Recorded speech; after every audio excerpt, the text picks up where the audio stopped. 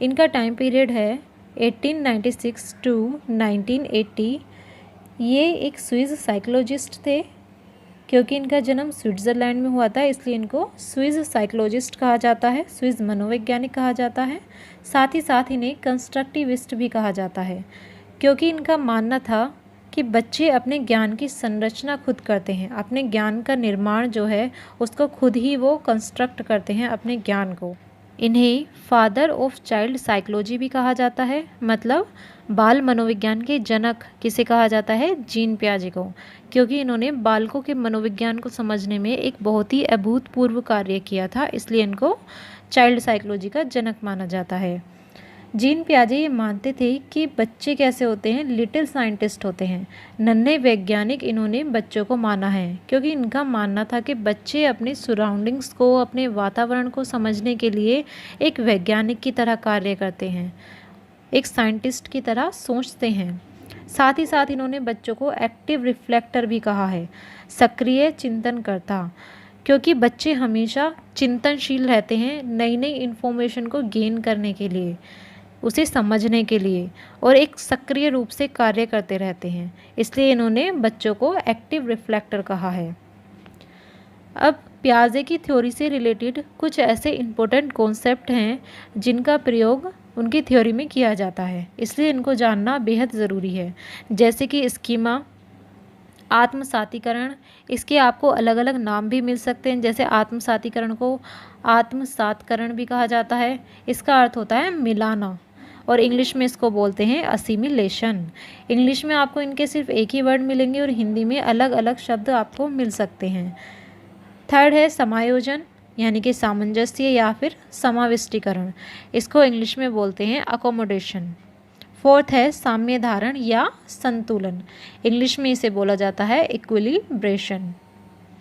सबसे पहले समझते हैं स्कीमा को, कि स्कीमा क्या होता है।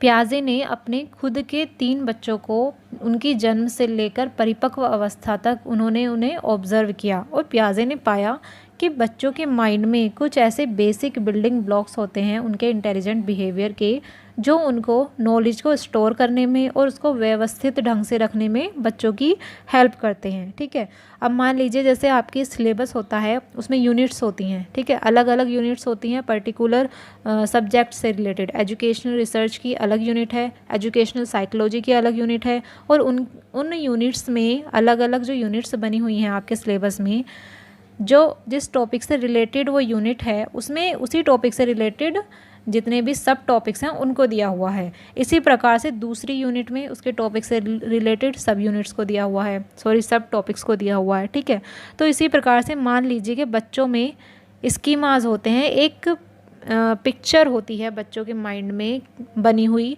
किसी भी एक पर्टिकुलर ऑब्जेक्ट को लेकर, या किसी घटना को लेकर, किसी क्रिया को लेकर, या फिर किसी ऐसे ही थ्योरेटिकल बात भी हो सकती है कोई, इसे हम अब्स्ट्रैक्ट कॉन्सेप्ट बोल सकते हैं। ठीक है, अमूर्त प्रत्यय जो होते हैं उनको लेकर के कॉन्सेप्ट बने हुए होते हैं अलग अलग। जैसे एप्पल का स्कीमा होता है बच्चों के अंदर, एप्पल दिखाते हैं बच्चों को, बच्चा समझ जाता है कि ये एप्पल है, रेड कलर का होता है, गोल होता है, राउंड होता है, और खाने में मीठा लगता है। अगर उसने वो एप्पल खाया नहीं है तो उसके माइंड में सिर्फ इतना ही स्कीमा रहेगा कि एप्पल कैसा होता है, रेड होता है और गोल होता है, और जब वो उसे खाएगा तो उसके अंदर एक और इन्फॉर्मेशन स्टोर हो जाएगी कि हाँ एप्पल मीठा भी होता है, तो इससे रिलेटेड स्कीमा बच्चे के माइंड में बन जाता है। इसी प्रकार से जैसे जैसे बच्चा बड़ा होता जाता है, उसके माइंड में अपने मम्मी का स्कीमा, उसके पापा का स्कीमा, उसके भाइयों का, बहनों का, और अदर जो ऑब्जेक्ट्स हैं, जिन जिन चीज़ों के कॉन्टैक्ट में वो आता जाता है, जैसे आता रहता है, जैसे कि सोफ़ा हुआ, कोई भी गेम खेलने वाली चीज़ हुई, गेम्स हुए, उसके खिलौने हुए, तो उनसे वो अवगत होता जाता है, और उनके स्कीमा यानी कि उनकी एक पिक्चर, एक यूनिट बच्चे के माइंड में बनती चली जाती है, और इसमें इंफॉर्मेशन स्टोर होती रहती है जब तक कि वो उस ऑब्जेक्ट से रिलेटेड पूरी इंफॉर्मेशन प्राप्त नहीं कर लेता। ठीक है, आई होप आप समझ गए होंगे कि स्कीमा क्या होता है। और जन्म के बाद व्यक्ति जो कुछ देखता है, सुनता है, यही तथ्य उसके स्कीमा का विकास करते हैं। ठीक है, जैसे जैसे बच्चा बड़ा होता है उसके स्कीमा की संख्या और दायरा बढ़ता जाता है। स्कीमा की संख्या भी बढ़ती है क्योंकि नई नई चीज़ों से वो अवगत होता है अलग अलग प्रकार की, और उसका दायरा यानी कि एक ही स्कीमा का दायरा जो है वो बढ़ जाता है और ज़्यादा बड़ा होता जाता है, क्योंकि उसमें इंफॉर्मेशन और ऐड होती रहती है बाहर से आके। ठीक है। प्रत्येक व्यक्ति का स्कीमा दूसरे से अलग हो सकता है, जो समय और परिस्थिति के अनुसार परिवर्तनशील होता है। इस पिक्चर के थ्रू आपके माइंड में स्कीमा के बारे में थोड़ा और बातें क्लियर हो जाएंगी। जैसे किसी भी व्यक्ति के माइंड में टीवी को लेकर के स्कीमा होता है, ठीक है, उसके गेम्स का हैंडल दिखाया हुआ है, यानी कि गेम्स को लेकर के स्कीमा है, बल्ब को लेकर, कार को लेकर के, बच्चों के अंदर स्कीमा होता है उनकी दूध की बोतल को लेकर के, ठीक है, और सोफ़ा, बच्चे अपने, ये सारी चीज़ें क्या हैं, बच्चे अपने आसपास देखते हैं तो उससे रिलेटेड उनके माइंड में स्कीमा यानी कि एक पिक्चर बन जाती है। और इसके बारे में जब भी उन्हें कोई और नई इन्फॉर्मेशन प्राप्त होगी तो वो या तो उसका नया स्कीमा बना लेगा, एक स्कीमा ऑलरेडी है तो दूसरा स्कीमा बना लेगा, अगर वो नॉलेज बिल्कुल ही अलग होगी तो, और अगर नॉलेज इससे रिलेटेड होगी तो वो उस नॉलेज को इसी स्कीमा में इंक्लूड कर लेगा। ठीक है, तो ये होता है स्कीमा। पियाजे ने मानसिक विकास को वातावरण के साथ अनुकूलन की एक प्रक्रिया के रूप में देखा है। उनके अनुसार यह प्रक्रिया आत्मसातीकरण, समाविष्टीकरण, साम्य धारण के माध्यम से होती है। इन तीनों के माध्यम से ये अनुकूलन की प्रक्रिया होती है, जिसे क्या कहा है, पियाजे ने मानसिक विकास माना है। ठीक है, देखते हैं आत्मसातीकरण किसे कहते हैं। जब बालक नए ज्ञान को अपने पुराने स्कीमा में शामिल करता है तो वह आत्मसातीकरण कहलाता है। जैसा अभी मैंने बताया आपको, जब बच्चे के अंदर एक स्कीमा ऑलरेडी बना हुआ है किसी चीज़ को लेकर, अब उसे कोई नई इन्फॉर्मेशन मिली, अगर वो नई इन्फॉर्मेशन इसी स्कीमा से रिलेटेड है तो वो उसे इसी में ऐड करेगा, उस न्यू इन्फॉर्मेशन को अपने इसी पुराने स्कीमा में ऐड करेगा। ठीक है, तो वो क्या कहलाएगा, आत्मसातीकरण कहलाएगा। ठीक है, और अगर वो इन्फॉर्मेशन बिल्कुल न्यू है, इससे रिलेटेड नहीं है, तो वो उसका नया स्कीमा बना लेगा और वो क्या कहलाएगा, वो कहलाएगा समाविष्टीकरण। आप समझ रहे हैं आत्मसातीकरण और समाविष्टीकरण में डिफरेंस। अभी आगे और एग्जाम्पल लेंगे, उनसे आपको क्लियर हो जाएगा। ठीक है, यह एक ऐसी प्रक्रिया है जिसमें बालक किसी समस्या का समाधान करने के लिए पहले सीखे हुए ज्ञान का सहारा लेता है। ठीक है, यह किसी व्यक्ति की योग्यता या क्षमता है जिसके सहयोग से वह नवीन परिस्थिति के साथ अपना समन्वय स्थापित करता है, नई परिस्थिति के साथ समायोजन स्थापित करता है। ठीक है, आगे देखते हैं। समायोजन या समंजन या फिर सामंजस्य या समाविष्टीकरण, इतने नामों से इसको जाना जाता है। किसी भी नाम का प्रयोग आपके एग्जाम में हो सकता है और इंग्लिश में केवल एक नाम होगा, एकोमोडेशन। ठीक है, जब बालक नए ज्ञान को पुराने स्कीमा में शामिल नहीं कर पाता तो उसका नया स्कीमा बना लेता है और अपने में उसे समायोजित कर लेता है, तो वह क्या कहलाता है, समायोजन कहलाता है। यह एक ऐसी प्रक्रिया है जिसमें बालक किसी समस्या का समाधान करने के लिए पहले सीखे हुए ज्ञान का सहारा नहीं ले पाता, क्योंकि उसके सामने एक ऐसी समस्या या ज्ञान आता है जिससे वह परिचित नहीं होता है। ये वही बात है जो मैंने अभी आपको एक छोटे से एग्जाम्पल से समझाई थी। अब आगे चल के इसे और विस्तृत रूप से जानते हैं। मान लीजिए कोई बच्चा है और उसके माइंड में डॉग को लेकर के स्कीमा ऑलरेडी बना हुआ है कि डॉग कैसा होता है, 4 लेग्ड एनिमल है। ठीक है, यहाँ पर क्या है, उसके बाद वो किसी काऊ को देखता है तो उसे भी वो डॉग कहने लग जाता है, क्योंकि काऊ के भी 4 पैर होते हैं, 4 लेग्ड एनिमल होती है काऊ, तो इसलिए वो सोचता है कि ये भी, उसे भी वो डॉग कहता है। वो जानता है कि दोनों अलग अलग चीज़ें हैं, लेकिन क्या किया उसने, असिमिलेट कर लिया, उसी में ही अपने पुराने स्कीमा में भी क्या कर लिया, काऊ को भी उसी में ऐड कर लिया, उसे भी डॉग बना दिया। ठीक है, अब उसके सामने नई सिचुएशन आई, उसकी मॉम ने उसे बताया कि it's not a dog, it's a cow. अब बच्चे को लगा कि भाई यहाँ पर असिमिलेट करने से काम नहीं चलेगा, पुराने स्कीमा में नए स्कीमा को डालने से काम नहीं चलेगा, काऊ का तो एक अलग ही स्कीमा बनाना पड़ेगा। तो अब बच्चे ने क्या किया, डॉग का अलग स्कीमा बनाया और काऊ का अलग स्कीमा बनाया। डॉग कैसा है, स्मॉल है और 4 लेग्ड एनिमल है, और काऊ कैसी है, लार्ज है और 4 लेग्ड एनिमल है। ठीक है, और जब उसकी मॉम ने उसे बताया था, नई सिचुएशन उसके सामने आई थी, तब उसके माइंड में डिसइक्विलिब्रेशन हुआ था, असंतुलन की स्थिति हुई थी। यहाँ तक उसके माइंड में संतुलन था, उसके बाद डिसइक्विलिब्रेशन हुआ। अब फिर से जब उसने काऊ का एक अलग स्कीमा बना लिया और उसके बाद उसके माइंड में इक्विलिब्रेशन हो गया, संतुलन की स्थिति दोबारा से आ गई। अब जब वो हॉर्स को देखता है तो हॉर्स को क्या बोलता है, काऊ बोलता है, असिमिलेट कर लेता है, अपने काऊ वाले स्कीमा में ही ऐड कर लेता है अपने हॉर्स को, जो हॉर्स के बारे में इन्फॉर्मेशन है उसको देख करके। अब उसकी मॉम उसे बताती है, नई सिचुएशन उसके सामने फिर से आती है। मॉम कहती है कि it's not a cow, it's a horse. ठीक है, अब फिर से डिसइक्विलिब्रेशन आया बच्चे के माइंड में, असंतुलन की स्थिति पैदा हो गई। अब बच्चे ने फिर से एकोमोडेट करा, यानी कि एक नया स्कीमा बनाया नए इन्फॉर्मेशन को लेकर के। बच्चे ने काऊ का अलग स्कीमा बनाया और हॉर्स का अलग स्कीमा बनाया। उसने इन्फॉर्मेशन क्या ऐड की कि काऊ कैसे बोलती है, मो करके बोलती है, और हॉर्स नाई करके बोलता है। अब क्या हुआ, फिर से दोबारा से इक्विलिब्रेशन हो गया उसके माइंड में, ये चीज़ें स्कीमा बन गया अलग अलग इन तीनों का। ठीक है, तो संतुलन की स्थिति पैदा हो गई। अब जो भी इनके बारे में उसे नई इन्फॉर्मेशन मिलेगी तो वो उस स्कीमा में उसे ऐड करता चला जाएगा। तो आप समझ गए होंगे कि असिमिलेशन क्या होता है और अकोमोडेशन क्या होता है। असिमिलेशन मीन्स पुराने स्कीमा में किसी इन्फॉर्मेशन को ऐड करना, और अकोमोडेशन मीन्स कि जो नॉलेज है, इन्फॉर्मेशन है, उसका एक नया स्कीमा बनाना। ठीक है, असिमिलेशन मीन्स पुराने स्कीमा में चेंजेस करना, अकोमोडेशन मीन्स न्यू स्कीमा में चेंजेस करना। ठीक है, इस टाइप से आपको याद रखना है ये साम्य धारण। आई होप कि आप इसे भी समझ गए होंगे। जब बच्चे के सामने कोई नई समस्या होती है तो उसमें संज्ञानात्मक असंतुलन उत्पन्न होता है, और उस असंतुलन को दूर करने के लिए वह आत्मसातीकरण या फिर समंजन, यानी कि या तो असिमिलेट करता है या अकोमोडेट करता है, या फिर इन दोनों को ही प्रारंभ कर देता है। ऐसा करने के पश्चात वह संज्ञानात्मक संतुलन की स्थिति में आ जाता है, और यह संतुलन की स्थिति क्या कहलाती है, साम्य धारण या फिर इक्विलिब्रेशन कहलाती है। ठीक है, आगे देखते हैं। अब जीन पियाजे के संज्ञानात्मक विकास की स्टेजेस कौन कौन सी हैं वो देख लेते हैं। मेन जो इनका कॉन्सेप्ट है, थ्योरी है, उसको पढ़ते हैं। इन्होंने 4 भागों में बांटा है संज्ञानात्मक विकास की अवस्थाओं को, जिनमें से पहली अवस्था है संवेदी गामक अवस्था या इंद्रिय गामक अवस्था। इसे सेंसरी मोटर स्टेज भी बोलते हैं, और इसका टाइम पीरियड है 0 to 2 ईयर्स, यानी कि जन्म से लेकर 2 वर्ष तक इसकी ये अवस्था होती है, संवेदीगामक अवस्था। इस अवस्था में बालक केवल अपनी संवेदनाओं और शारीरिक क्रियाओं की सहायता से ज्ञान अर्जित करता है। जब बालक का जन्म होता है, जन्म से लेकर 2 वर्ष तक बच्चा केवल और केवल अपने संवेदनाओं के थ्रू और अपनी शारीरिक क्रियाएं, हाथ पैर फेंक करके, किसी वस्तु को उठा करके, उसी से ही ज्ञान अर्जित करता है। और सहज क्रियाओं और ज्ञानेंद्रियों की सहायता से बच्चा विभिन्न अनुभवों को प्राप्त करता है। सहज क्रियाएं जो अपने आप होती रहती हैं, जैसे पलक झपकना या बच्चे का हाथ पैर फेंकना, ये सारी क्या हैं, सहज क्रियाएं हैं।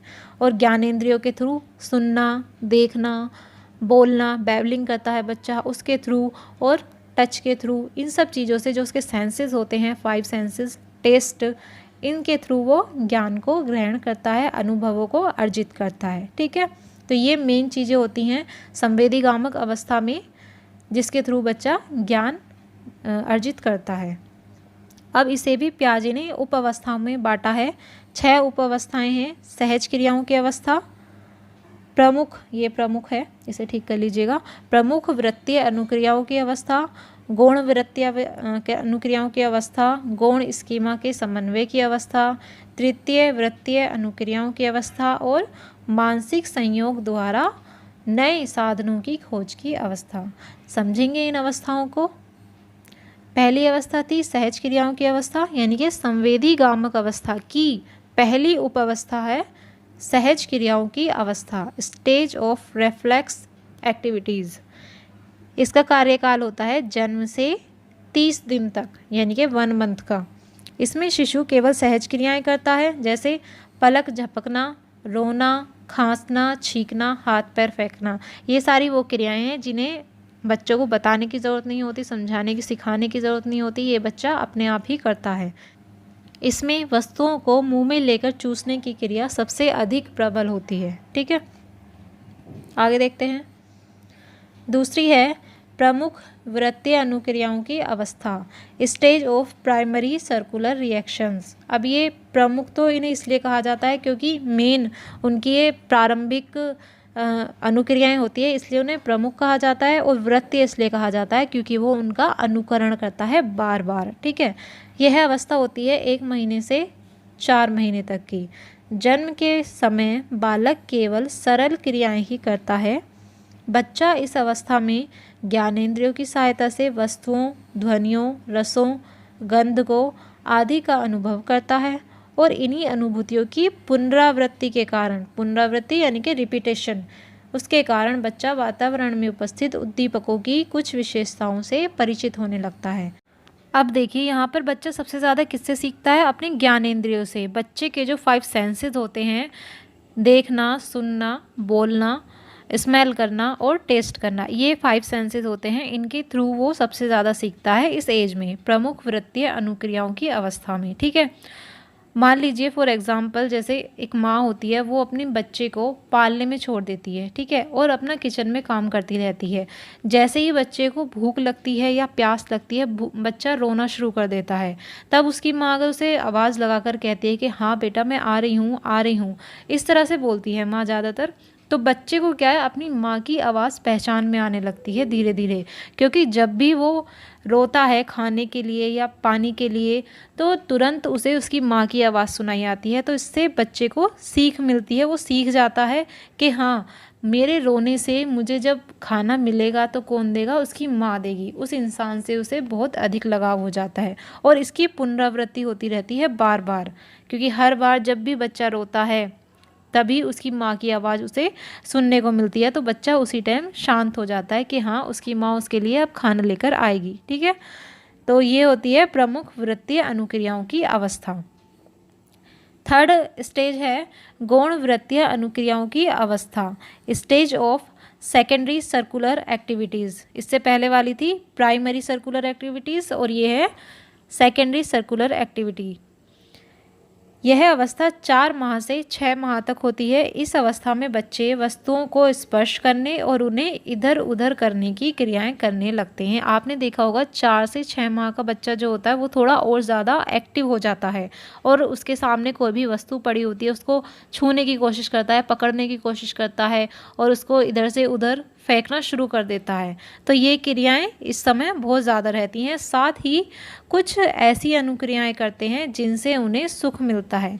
बच्चे ऐसी ऐसी क्रियाएं करते हैं जिससे कि उन्हें सुख मिलता है। मान लीजिए कोई ऑब्जेक्ट पड़ा हुआ है, कोई वस्तु सामने पड़ी हुई है बच्चे के, उसे उठा करके अपने मुंह में डालने लगते हैं, चूसने लगते हैं। तो उससे क्या है, उन्हें सुख मिलता है, वो चीज़ उनको पसंद है, उसमें मज़ा आता है उनके। क्योंकि जब बच्चा 6 माह के अराउंड आता है तो उस समय बच्चों के जो गम्स होते हैं वो टाइट होने लगते हैं, दांतों के निकलने की जो प्रक्रिया है वो धीरे धीरे शुरू होने लगती है। तो उनके मसूड़ों में एक कुलमुलाहट सी होती है, एक बेचैनी सी रहती है किसी चीज़ को दबाने की, टाइटली उसे किसी भी चीज़ को काटने की। तो इस वजह से उन्हें उसमें सुख मिलता है चीज़ों को काटने में, इसलिए वो उन चीज़ों को मुंह में लेकर चूसते हैं या उन्हें काटते हैं। इस प्रकार की क्रियाएं इसमें बहुत अधिक होती हैं जब बच्चा 4 माह से 6 माह तक का होता है।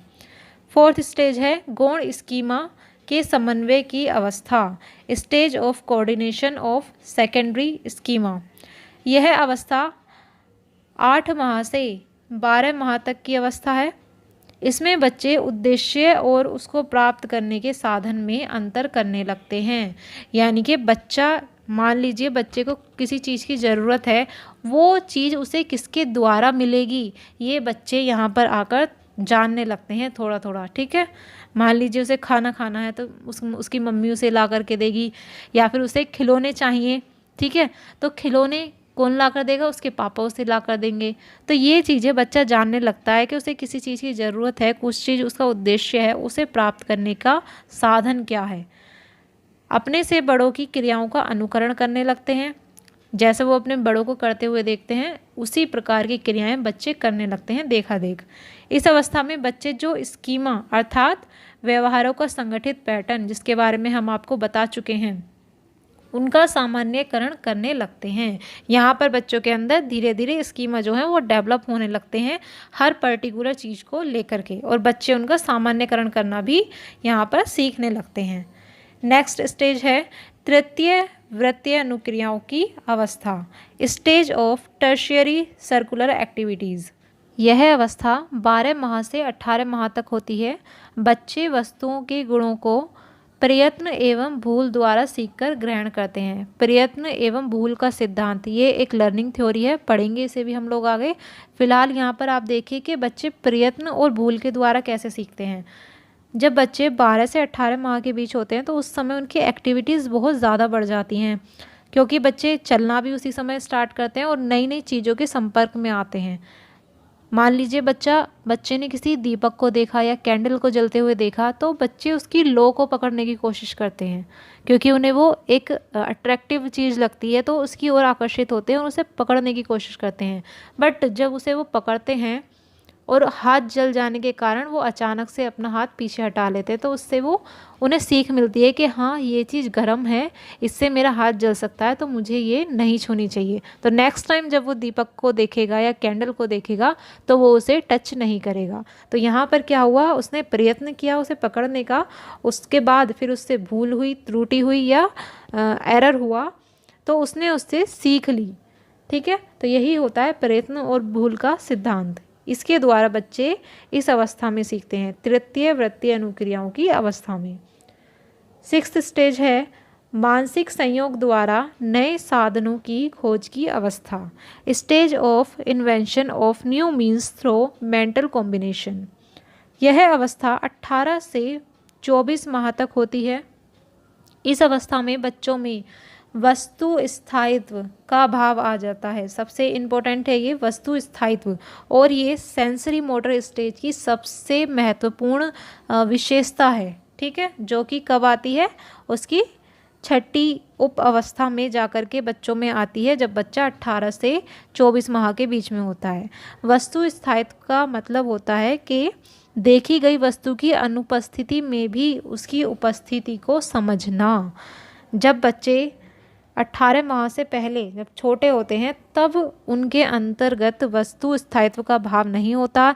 अगर हमने उन्हें कोई चीज़ दिखाई है, कोई ऑब्जेक्ट दिखाया, बच्चा उससे खेल रहा है, अगर हमने उसके सामने से वो चीज़ हटा ली तो बच्चे को पता नहीं चलेगा, वो उसे भूल जाएगा, क्योंकि उसको नहीं पता, उसे ये लगता है कि जब तक चीज़ उसके आँखों के सामने है तो वो मौजूद है, और जब तक उसके आंखों के सामने जब वो नहीं है, इसका मतलब वो वस्तु है ही नहीं, इस दुनिया में ही नहीं है।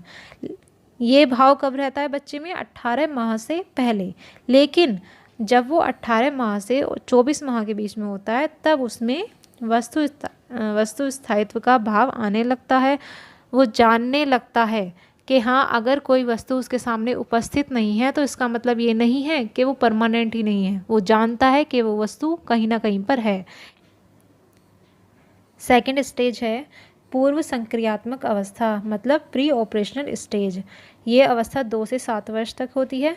इसे भी पियाजे ने 2 उप अवस्थाओं में विभाजित किया है, जिनमें से पहली उप अवस्था है पूर्व संप्रत्यात्मक अवस्था, यानी कि प्री कंसेप्चुअल स्टेज। ये 2 से 4 वर्ष तक होती है। और दूसरी उप अवस्था है अंतर्दर्शी अवस्था, इंट्यूटिव स्टेज, यानी कि 4 से 7 वर्ष तक होती है ये। ठीक है, अब इसकी पहली उप अवस्था को देखते हैं, पूर्व संप्रत्यात्मक अवस्था, प्री कॉन्सेप्चुअल स्टेज। इसको इन्वेंटरी स्टेज भी कहा जाता है, क्योंकि इस समय बच्चा बहुत जिज्ञासु होता है। यह अवस्था 2 से 4 वर्ष तक होती है। ठीक है, कितनी होती है, 2 से 4 वर्ष तक होती है।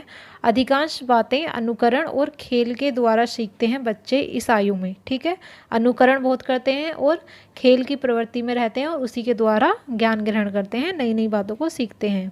बच्चे अपने इर्द गिर्द की वस्तुओं और प्राणियों में और वस्तुओं और शब्दों में समन्वय स्थापित करने लगते हैं, उनमें आपस में संबंध बनाते हैं, वस्तुओं को लोगों से रिलेट करते हैं, वस्तुओं को अलग अलग शब्दों से रिलेट करके देखते रहते हैं। ठीक है, तो ये प्रवृत्ति इन बच्चों में पाई जाती है।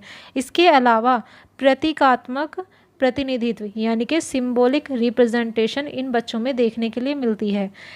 सिंबॉलिक रिप्रेजेंटेशन होती है कि बच्चे एक वस्तु को उसके वास्तविक अर्थ से अलग अर्थ निकाल करके देखते हैं। मान लीजिए, जैसे कभी कभी आपने देखा होगा बच्चे बनाना को लेकर के कान पर लगा के उसे टेलीफोन की तरह यूज़ करने की कोशिश करते हैं, यानी कि जो उसका वास्तविक अर्थ है उससे हटाकर किसी और अर्थ में उसको यूज़ करके देखते हैं। इसके साथ ही बच्चों में जीववाद का कॉन्सेप्ट देखने को मिलता है, मतलब एनिमिज्म। एनिमिज्म का मतलब होता है कि बच्चे निर्जीव वस्तुओं को भी सजीव प्राणी समझते हैं। मान लीजिए कोई बच्चा अगर डॉल से खेल रहा है और वो डॉल उसके हाथों से नीचे गिर जाती है, तो बच्चे को ये लगता है कि उसकी चोट लग गई है और बच्चा रोने लगता है। जैसे बच्चों को खुद को दर्द महसूस होता है गिरने पर, चोट लगने पर, वैसे ही बच्चे समझते हैं कि उस डॉल को भी दर्द हो रहा होगा। तो बच्चों ने उस निर्जीव वस्तु में सजीवता को ढूंढा। ठीक है। इसके अलावा आत्मकेंद्रिता यानी कि ईगोसेंट्रिज्म बच्चों में देखने को मिलता है। बच्चे आत्मकेंद्रित होते हैं, उन्हें लगता है कि ये पूरी दुनिया जो है वो उन्हीं के इर्द गिर्द घूमती है और उनके आसपास जितनी भी वस्तुएं हैं वो उन्हीं के लिए हैं। यहाँ तक कि बच्चा अपनी चीज़ों को किसी दूसरे को देना पसंद नहीं करता। जब बच्चा देखता है कि उसकी माँ ने किसी दूसरे बच्चे को गोद में ले रखा है, तो बच्चा इस चीज़ को भी सहन नहीं करता, उसको गुस्सा आता है और वो रोने लगता है। उसे ये लगता है कि उस बच्चे ने उसकी माँ को उससे छीन लिया। यानी कि बच्चा ये मानता है कि उसकी माँ सिर्फ वो उसी की है, किसी और को गोद नहीं ले सकती। ठीक है। नेक्स्ट देखते हैं आगे। दूसरी उपावस्था है इंट्यूटिव स्टेज यानी कि अंतर्दर्शी अवस्था। यह अवस्था 4 साल से 7 साल तक की होती है। इस अवस्था में बच्चे भाषा सीखने लगते हैं। ठीक है। जब बच्चा 4 से 7 वर्ष की आयु में होता है तो वो लैंग्वेज लर्निंग स्टार्ट कर देता है, उसकी भाषा में काफ़ी सुधार आ जाता है और अधिक शब्दों को बोलना वो स्टार्ट कर देता है। चिंतन एवं तर्क प्रारंभ कर देता है। शुरुआत होती है यहाँ पर उसके चिंतन और तर्क की, परंतु उनके चिंतन एवं तर्क में कोई क्रमबद्धता नहीं होती है। लॉजिकली वो सोचते तो हैं पर उस सीक्वेंस में नहीं सोच पाते। ठीक है। नेक्स्ट देखते हैं। अब यहाँ पर 3 कॉन्सेप्ट दिए हुए हैं, डिसेंट्रलाइजेशन, कंजर्वेशन और रिवर्सिबिलिटी। ये तीनों ही कॉन्सेप्ट अंतर्दर्शी अवस्था तक नहीं होते, यानी कि पियाजे ने जो स्टेजेस बताई हैं उसमें सेकंड स्टेज तक ये कॉन्सेप्ट नहीं होते। ये कॉन्सेप्ट आते हैं मूर्त संक्रिया की अवस्था में, स्टेज ऑफ कॉन्क्रीट ऑपरेशन। इस अवस्था में ये तीनों कॉन्सेप्ट आते हैं बच्चे के अंदर। अक्सर इस बात में कन्फ्यूज़न रहता है कि कौन से स्टेज में आते हैं, तो ध्यान रखिएगा जो 3rd स्टेज है उसमें ये तीनों कॉन्सेप्ट डेवलप होते हैं। अब डिसेंट्रलाइजेशन क्या होता है? विकेंद्रीकरण। इसका अर्थ होता है जब बच्चा वस्तु या क्रिया की एक से अधिक विशेषताओं पर ध्यान देने लगता है तो वो कहलाता है डिसेंट्रलाइजेशन। ठीक है। सिर्फ एक ही विशेषता को ध्यान में ना रखकर अलग अलग विशेषताओं को वो ध्यान में रखता है। फॉर एग्जांपल, अगर बच्चे के सामने हम कहेंगे कि ए बी से बड़ा है और बी सी से बड़ा है, तो बच्चा ये नहीं बता पाएगा कि ए जो है वो सी से बड़ा है। उसे सिर्फ ये लगेगा कि ए बी से बड़ा है और बी सी से बड़ा है। अगर हम उससे पूछेंगे ना कि ए और सी में कौन बड़ा है, तो वो इस चीज़ को नहीं बता पाएगा। कब? जब वो अंतर्दर्शी अवस्था में होगा तब नहीं बता पाएगा, और जब वो मूर्त संक्रिया अवस्था में होगा 7 से 11 वर्ष के बीच होगा तब वो इस बात को बता पाएगा। कंजर्वेशन यानी कि संरक्षण। लॉ ऑफ कंजर्वेशन हमें ये बताता है कि अगर किसी वस्तु को अलग अलग भागों में डिवाइड कर दिया जाए तो उससे उसकी मात्रा पर कोई प्रभाव नहीं पड़ता।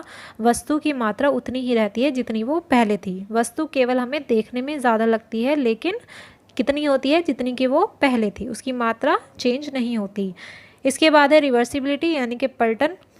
इसका अर्थ होता है कि अगर बच्चा अपने पहले किए गए विचारों को या कार्यों को पलटना सीख जाता है तो इसका अर्थ है कि उसमें रिवर्सिबिलिटी का कॉन्सेप्ट विकसित हो गया है। फॉर एग्ज़ाम्पल, अगर हम मैंगो को यानी कि मैंगो के लिक्विड को, उसके जूस को कूलिंग में रखते हैं, कूल करके रखते हैं, तो वो क्या होगा? आइस में चेंज हो जाएगा, जम जाएगा। और दोबारा से अगर हम उसको हीट में रखते हैं तो वो फिर से किस में मोल्ड हो जाएगा? लिक्विड में मोल्ड हो जाएगा। तो ये कहलाता है लॉ ऑफ रिवर्सिबिलिटी। ये भी कब उसमें डेवलप होता है बच्चे में? जब वो कॉन्क्रीट ऑपरेशन की स्टेज में होता है। ठीक है। नेक्स्ट स्टेज है, 3rd स्टेज है पियाजे के कॉग्निटिव डेवलपमेंट थ्योरी की, मूर्त संक्रिया की अवस्था, स्टेज ऑफ कॉन्क्रीट ऑपरेशंस। ये होती है 7 से 11 वर्ष तक। इसमें किन किन विशेषताओं का विकास होता है बच्चों में? बच्चे वर्गीकरण करना सीख जाते हैं, क्लासिफिकेशन करने लगते हैं, चीज़ों को क्रम में लगाने लगते हैं उनके गुणों के आधार पर। बच्चे मूर्त तार्किक चिंतन स्टार्ट कर देते हैं, यानी कि कॉन्क्रीट लॉजिकल थिंकिंग वो करने लगते हैं। जो चीज़ें उन्हें सामने दिखाई दे रही हैं केवल उसी के बारे में चिंतन कर सकते हैं, जो चीज़ें उन्हें नहीं दिख रही हैं उसके बारे में वो चिंतन नहीं कर पाते। अमूर्त चिंतन जो होता है, मन ही मन हम जो सोचने लग जाते हैं उसके बारे में बच्चे नहीं सोच पाते। इसके अलावा decentralisation, reversibility, law of conservation जो अभी हमने बताए वो इसी अवस्था में डेवलप होते हैं बच्चों में। अंश और पूर्ण का ज्ञान बच्चे को होने लगता है और छोटी छोटी समस्याओं का समाधान भी बच्चे इस अवस्था में करने लगते हैं। लास्ट और फोर्थ स्टेज है औपचारिक सक्रिय अवस्था, यानी कि फॉर्मल ऑपरेशनल स्टेज। यह अवस्था 12 वर्ष से लेकर बच्चों की मैच्योरिटी तक होती है, जब तक वो परिपक्व होते हैं तब तक होती है। इस अवस्था में कौन कौन सी विशेषताएं बच्चों में आ जाती हैं? ज्ञान का स्थानांतरण करना सीख जाते हैं। मान लीजिए बच्चे ने साइकिल चलानी सीखी है और वो इस ज्ञान को यूज़ किस में कर सकते हैं? बाइक चलाने में वो इस अपने ज्ञान का इस्तेमाल करना सीख जाता है, यानी कि ज्ञान को एक सिचुएशन से निकाल करके दूसरी सिचुएशन में वो इस्तेमाल करने लगते हैं। इसके अलावा अमूर्त तार्किक चिंतन यहाँ पर स्टार्ट हो जाता है बच्चों का। ठीक है, चिंतन में क्रमबद्धता आ जाती है। जैसे अभी पहले देखा था, बच्चे क्रम में नहीं कर पाते हैं, सोच नहीं पाते हैं, उल्टा पुल्टा सोचते हैं, कोई बात कहीं की सोचने लगते हैं, कभी कहीं की बात सोचने लगते हैं। यहाँ पर क्या होता है, उनके चिंतन में क्रमबद्धता आने लगती है। ठीक है, पूर्व विचारों एवं क्रियाओं का विश्लेषण करने लगते हैं। जो उन्होंने पहले कोई क्रियाएं की हैं, पहले किसी चीज़ के बारे में सोचा है, तो उसका एनालिसिस करने लगते हैं कि हाँ मैंने क्या गलत किया था, क्या सही किया था, क्या चीज़ अच्छा था, क्या गलत था, मुझे ये चीज़ें दोबारा करनी चाहिए या नहीं करनी चाहिए। इस टाइप की थिंकिंग बच्चों में आने लगती है। समस्या समाधान की क्षमता में वृद्धि हो जाती है। थर्ड स्टेज में जो उन्होंने समस्या समाधान करना सीखा था वो क्षमता उनकी यहाँ पर आकर और ज़्यादा बढ़ जाती है। ठीक है, तो ये 4 स्टेजेस थी जो जीन पियाजे ने दी थी